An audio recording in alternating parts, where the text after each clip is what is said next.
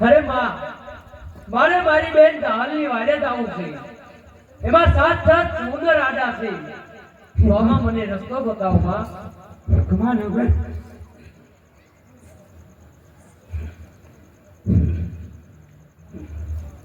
સમંદરની અંદર તારા ઘોડાને પેલા નાખજે.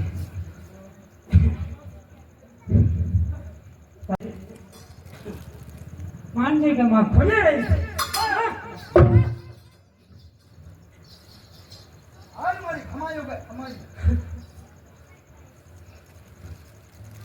જેવી માં તમારી આજ્ઞા.